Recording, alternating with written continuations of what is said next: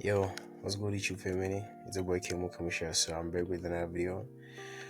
So on today's video, I'm gonna do weekly market breakdown. So today is Saturday, it's Sunday right now currently, and the market is opening in actually 4 hours time from now. So yeah, already I had this setup from last week actually.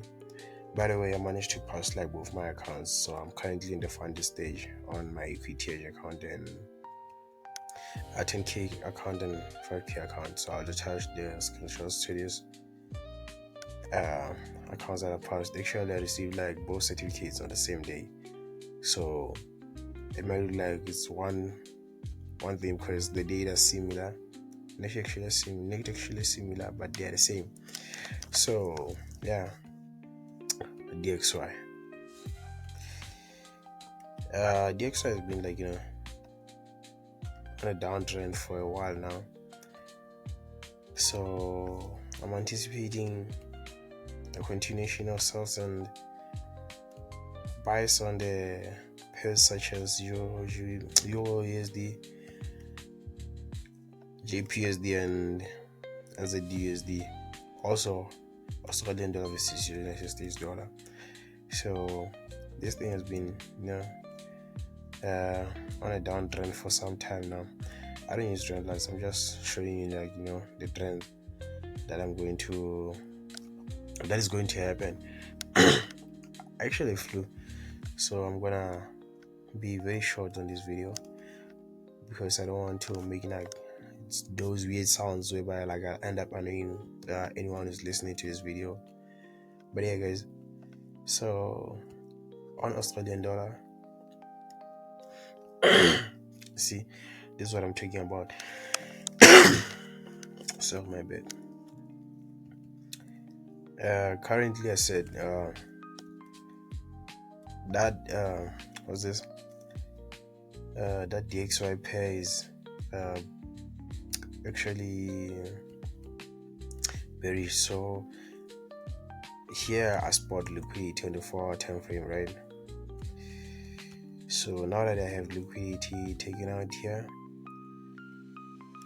usually after taking out liquidity we go to the lows, and then depending on what's happening currently in the markets, but currently I don't see anything that is about to materialize on this because also liquidity has taken out on this, right? I actually have 5 setups, man. If you can join my Telegram channel, the link is in the description. You'll see what I'm talking about. I had a similar setup to this on gold, whereby I started passing my first one accounts on that 10k challenge. It was a legacy challenge. I thought it was Swift EU, whereby I had to make like 8%. Only to find out I had to make 10%, but gold has been so nice to me, So yeah, I might look for a position like this. I'll just say what a block, man. A position like this whereby AUDUSD might come to this point and then drop to the certain order block and then go to the upside. But this is what I was trying to show you,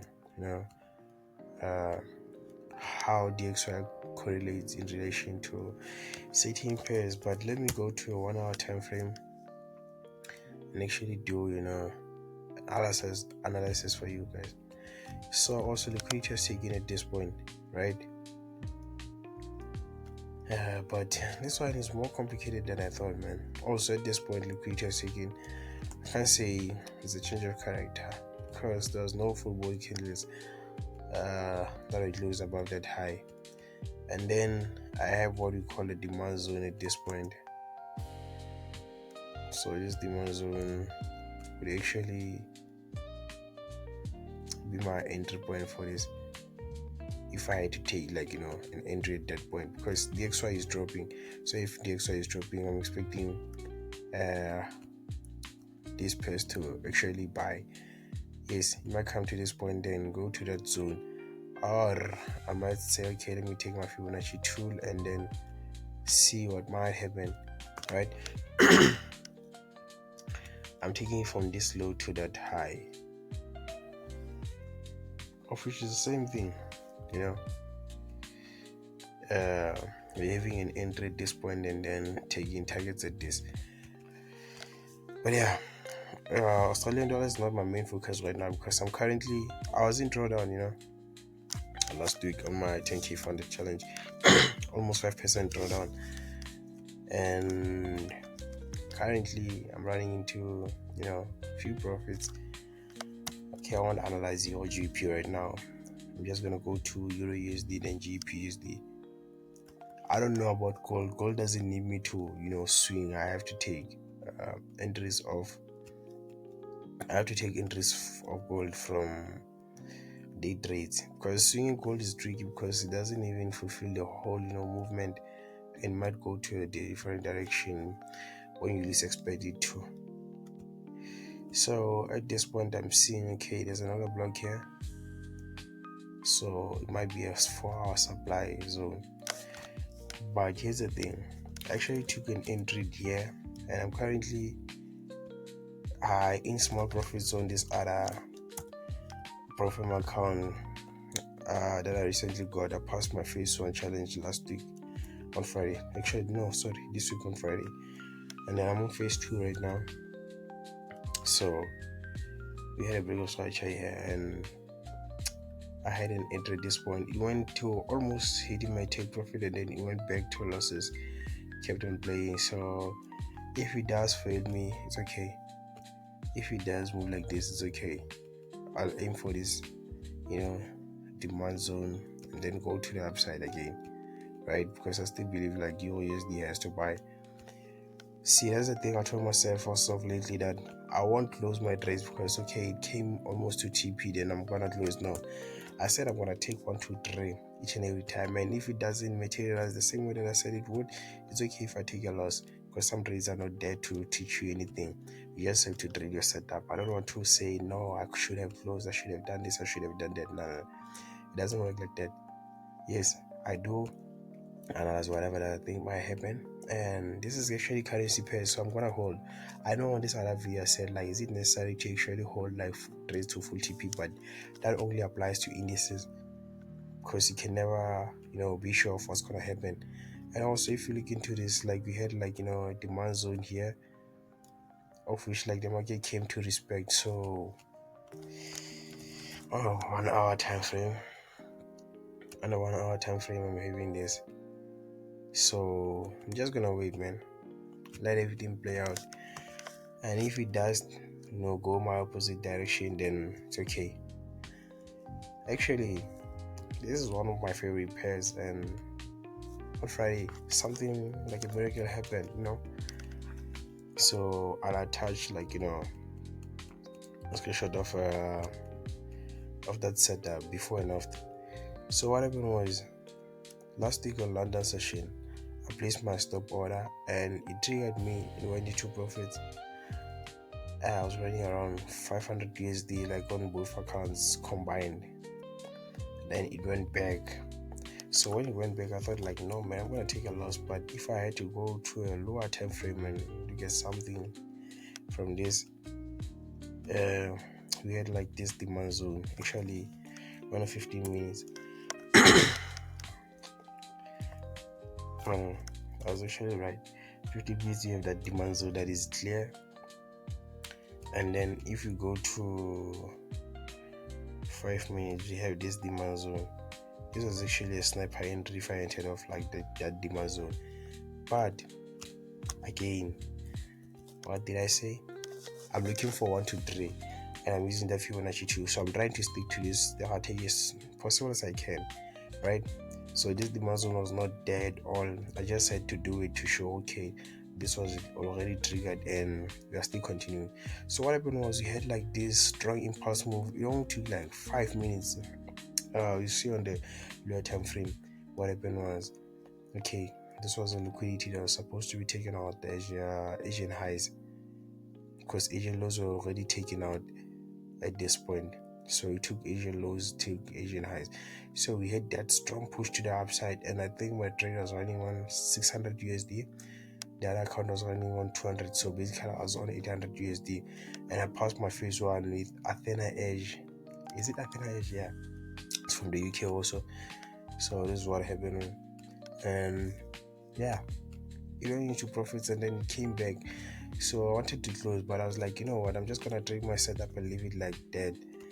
And then it came back left to this demand zone. It went up, it came back again. It kept on playing with my emotions, because if you go to the 1 hour time frame, sorry guys, if you go to the 1 hour time frame, this demand zone was mitigated, and on the 30 minutes time frame you have another demand zone. So I'm just gonna leave my setup as it is. You know, this is a potential take profit place, and another one here, but I'm taking profits at that high. I'm just gonna leave it as it is, because I said it will reach this point, and if it doesn't reach that point, it's okay. You see, the reason why I don't want to go to break even so fast is because, okay, one of the members in the group, like the ones that we are training together with, did go break even on this one, and it came back, took him out, and it went into our direction. So for me, I don't want to put like stop loss in profits and get taken out, then the market goes my direction. It's either I'm going to take a loss or I'm going to take profit. Reason being, because I told myself, whatever that I'm analyzing, I'm just going to let it play, you know. Yeah, so right now I'm currently into profits. Let me look into my EPT and show you what I'm talking about. Like I said, I was in drawdown, so it was gonna be unnecessary for me to take like partials on this trades.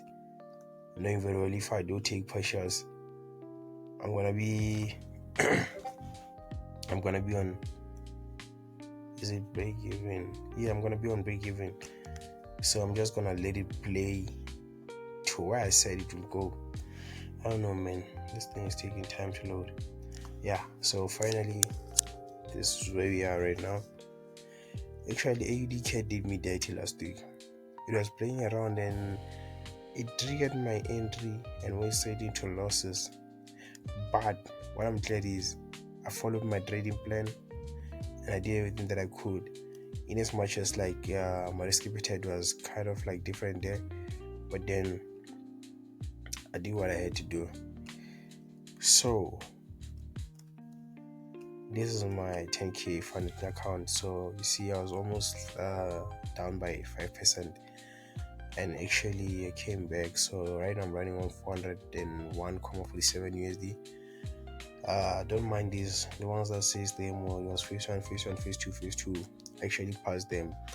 I don't know why they keep on appearing here, but it's okay.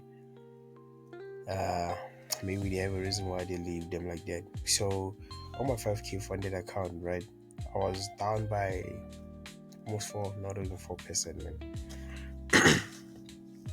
I think two or almost 3.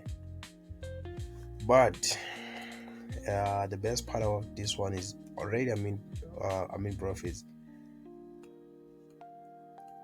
So I just need to hit take profit, then I'm gonna stop trading these accounts and I'll focus on my Athena Edge account so that I can pass phase 2. And after passing phase 2, I'm gonna go to final stage. So you see, already I was on almost 3%. So I'm up now by 1%.